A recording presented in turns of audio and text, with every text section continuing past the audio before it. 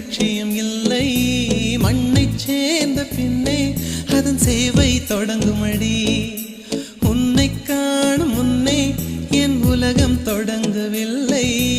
உன்னை கண்ட பின்னே என் உலகம் இயங்குதடி.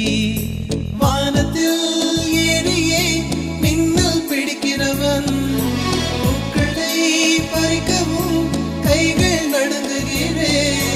பகவான் பேசுவதில்லை, அடபக்தியும் குறைவதும் இல்லை.